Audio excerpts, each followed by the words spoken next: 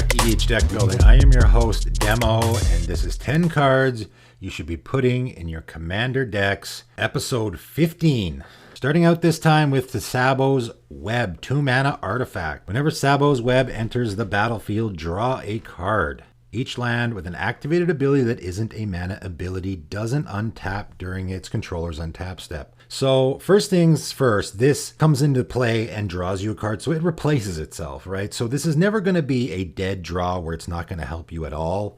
I've seen people put this in their Brago decks where you can blink it, right? And it comes back into play and you draw another card off of it. However, that's just an added bonus. That second ability really is good. You know, I did my 30 colorless utility lands. Every single land on that list is going to not untap during your untap step if this is in play, right? This is any land that has an activated ability that doesn't produce mana. So someone's Gaia's Cradle will be fine. That's only producing mana. Someone's Cabal Coffers will be fine. That's only producing mana. But if there's another ability like any of the lands on that utility list, they're not going to untap. And not only are they not going to be able to use that ability, but they're not going to be able to tap them for mana either, right? Because most of those lands also tap for mana, right? Your Rogue's Passage isn't going to untap. It has a mana ability, but it has another ability that isn't a mana ability, therefore it qualifies. This also applies to cycling lands, okay? If you have cycling lands, and a lot of people will put cycling lands in their deck just because, you know, drawing a land later in the game can be really useless, so you want to cycle it away to get something better. Cycling is an ability that isn't a mana ability. So if your opponent has one that they actually played, you know, the cycling part doesn't matter, but if it's in play, their Forgotten Cave, for example, they played it earlier in the game, now it's not going to untap because it has an ability that isn't a mana ability. Next up to Sabos Assassin. 2 black. Tap, destroy target creature if it shares a color with the most common color among all permanents or a color tied for most common. A creature destroyed this way can't be regenerated.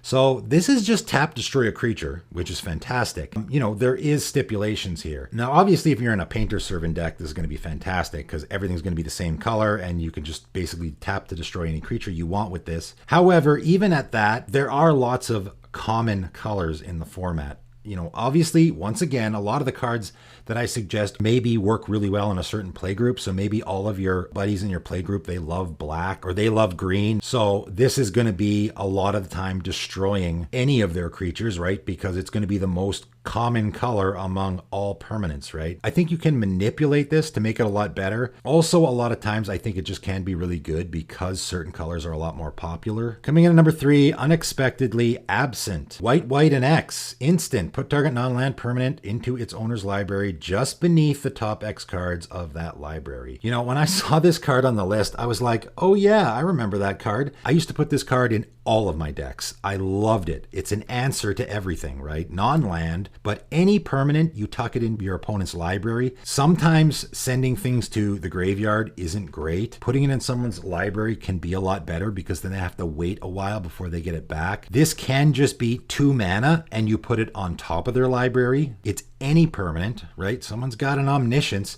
You can tuck it back into their library. Let's say they probably cheated it into play, which is usually what people do, right? They usually cheat their Omniscience into play. So now you can just tuck it back in their library and they got to go find it again. This works really good against any of those strategies. Any of the cheating permanents into play strategies, this works really good with. You know, when I used to play this card all the time, I find that if you do it for 2, so 4 mana, you tuck someone's commander 2 cards down, that's enough where they're like, yeah, I don't want to wait 2 turns to get my commander back. I'll just stick it back in the command zone.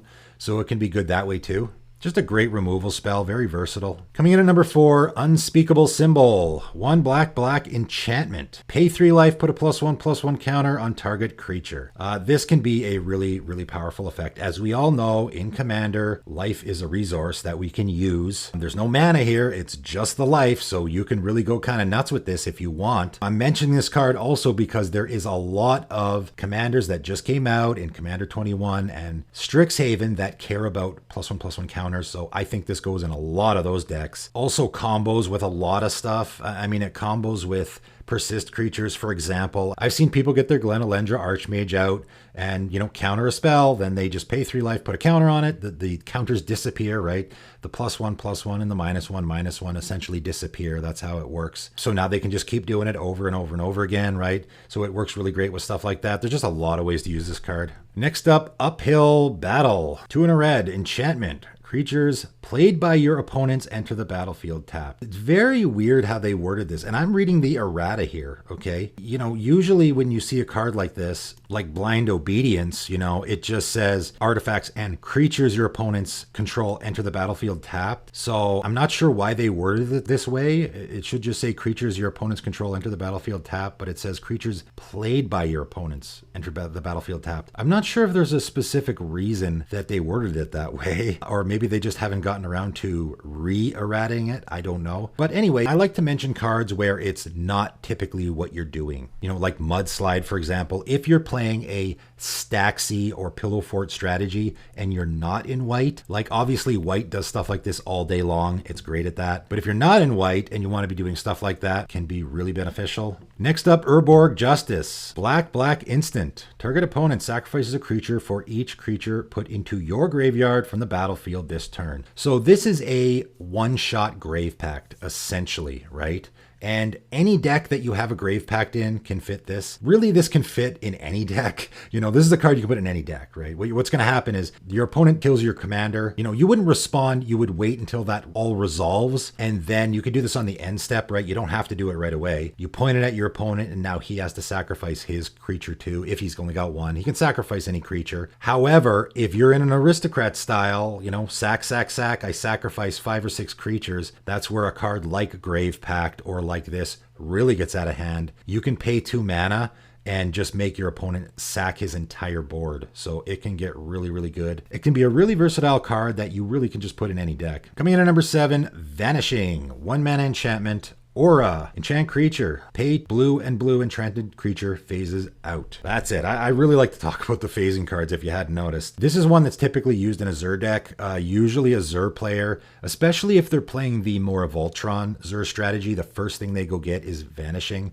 Put it on their Zur, and then, you know, it just protects you from any sort of removal. And on top of that, the auras that you're going to be putting on your Zur, they phase out with, right? That's how phasing works. It phases out with your Zur, and then when Zur comes back in, he's got all that stuff on him. That's why this card works particularly well with that strategy, and it can just work in a lot of strategies, right? It's not just good in that deck. This can go in any deck where you just want to be protecting your commander. Maybe you're in a mono blue deck, pay 2 mana, and I know someone will say, oh, I can just counterspell. Sure, but then your counterspell's gone. This stays there, comes back in, you know, especially if you just want to be using your commander on your turn. I talked about this with Teferi's Veil as well. Just having your commander stick around so it can die to a board wipe or something, that's not great, right? So you just use your commander for whatever you want to use it for. You know, maybe you're playing an Obeka deck. You use Obeka's ability and then phase it out. And now it's gone. You don't need it. It's just sitting there. It's a target. Phase it out. It'll come back on your turn and you can use it again, right? Coming in at number 8, Varchild's War Riders. 1 in a red, 3/4. It has cumulative upkeep. Have an opponent create a 1/1 red survivor creature token. Again, the wording there is bizarre. Have an opponent create a 1/1, right? I'm reading the errata text here, right? And it has trample and rampage 1. So it's a 3/4 with trample and rampage 1.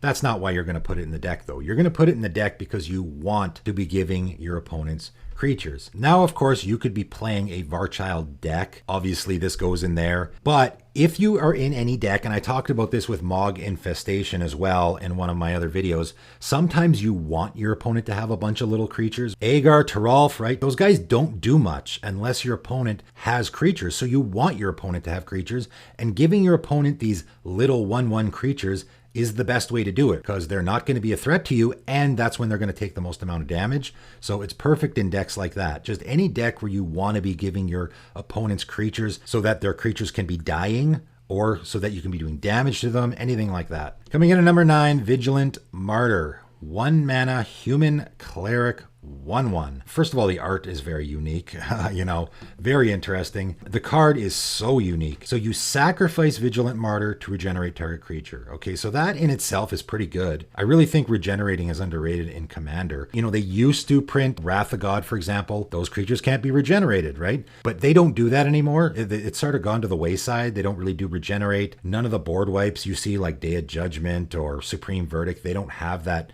can't regenerate text on them, so you can regenerate them. So that is a really, really good ability if you just want to protect your commander. But also, you can pay white and tap, sacrifice Vigilant Martyr, counter target spell that targets an enchantment. So you can put this in an enchantment deck, right? And it can save one of your enchantments. So maybe you want to put it in your Estrid deck or something like that to protect your enchantments. But I was thinking, maybe a really niche version is Kestia, right? Kestia is a legendary enchantment creature. So we can use both of these abilities in a Kestia deck, right? We can sacrifice it to regenerate our commander. We can also sacrifice it to counter a spell that targets an enchantment, which is our commander. Someone casts a Supreme Verdict, we can sacrifice this, regenerate our Kestia. Or if someone casts a Swords that's targeting our Kestia, we can sacrifice this and counter a spell that targets an enchantment. So a very niche way for using this card. It's just such a unique card. There's not a card in the entire game that does this, so I just like to always mention cards like that. And lastly today, Vaishno Heretic. And I mentioned Goblin Tinkerer in one of my earlier videos, and I immediately thought of this card when I mentioned Goblin Tinkerer, because this is sort of the improved version, I think. And a lot of people commented on that video, hey, Vaishno Heretic is even better. And yes, I'm in the V's, so I've finally gotten here. Vaishno Heretic is a 3-mana Vaishno 1/3, okay? And you pay 1 and a red, tap, destroy target artifact. Vaishno Heretic deals damage to that artifact's controller equal to the artifact's mana value. Wow, they already changed the mana value thing on here. That's funny. That Wizards of the Coast is really on the ball. So this is the improved version. Goblin Tinkerer deals the damage to itself. So Goblin Tinkerer is better if you'd want to be destroying your opponent's, mana vaults and mana crypts and stuff like that. This guy just destroys everything. Yeah, you can destroy the mana vaults and the mana crypts with it, sure. But the bigger the better with this guy, because it's going to deal that damage to its controller. So now if your opponent has a Akroma's Memorial or something, you destroy the Akroma's Memorial and they're going to get smacked for 7 damage. So this guy's really fantastic. It has a tap ability, so maybe play it in a deck where you have a lot of haste enablers and you can use it right away. It's a good fit in any deck. It's going to destroy your opponent's artifacts and deal them damage. I mean, it's win-win. There's no downside to this card, right? So fantastic include in many commander decks. And that is it for today. That is 10 more cards you should be putting in your commander decks. Thanks for tuning in.